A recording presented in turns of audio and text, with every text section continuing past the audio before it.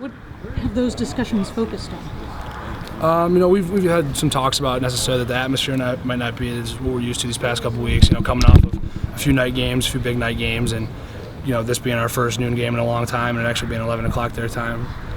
So it was just something that we had to address and talk about as a team this week. Just the early get up and being ready for that noon kickoff. I know that some of this predates your time here, but it seems like weird things always happen in Illinois. Has that been a subject of discussion? The uniqueness of what happens in Champaign? Nothing specific. I think we were just trying to approach this week just like every other game. Come out and have a good week of practice and prepare ourselves to go out and play the best we can on Saturday. Tommy, when you look at Joey this year, what do you see on film, Joey Bosa? He's just a disruptive player. I haven't really seen anybody that can block him thus far. And he's a lot of fun to watch. And what's special about Joey is he's able to play the pass and the run. I think he's a complete player. And he's been as disruptive as anybody in college football so far this year. When some fans and some media members too, they see the sack numbers and assume he's having it. Do you hear that and do you see that and you think what are you guys talking about when you see what you see playing with him and watching him on film? Yeah, and the funny thing is actually you hear it from him too, because it bothers him a little bit. But even though the sack number's not there, he's got to lead the country in quarterback hurries and hits. He's affecting the quarterback all game, every game. And everyone you have to know where he is at all times. And like I said, he's a special player. He's been a lot of fun to watch and disruptive kid.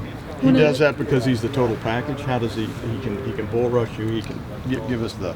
I think with Joey, he can play the pass and the run, and he plays them both very well. And he has a great repertoire of moves, and he can beat you with speed, he can beat you with power. He'll go through you, he'll go around you. So he's fun to watch, and every day I come out to practice trying to learn something from Joey, just because of the way he goes about his business and how he works. He's a guy to look up to.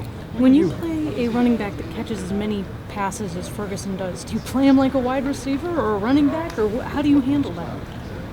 He's the complete player too, and it's something we've prepared for this week and a little bit with our scheme, and having it in the back of our head that he can't catch the ball in the backfield and be a weapon with that. And I think it's just. Our game plan is solid, and we're attacking this week like every other game and preparing ourselves the best way to go and be successful on Saturday. Out of curiosity, who is your scout team, Josh Ferguson, in practice? Jeffy Johnson is. He does a great job of giving us a great look every week. He's always their number one running back, and he's done a great job this season of being a guy that can step in and give us a good look each and every week. When did you approach your wrist to recover? The first quarter against Maryland was when I first heard it. And it didn't really bother me at all until after the game, and then found out after that I had a little fracture in there, and there's somebody to clean it up, and luckily only missed a few games. Yeah, just a little screw through my fifth time. So what did you bring to the table for you to be back? Some fresh legs, first of all. I like to think that I go out there and play fast for these guys, and being out a few weeks, I hope to have an extra step. So to say, and I thought I did a decent job, being able to play the pass and the run so far this year, and be a balanced player, and just got to fight that consistency battle, and want to be out there every play, and be able to make an impact every single time I'm out there.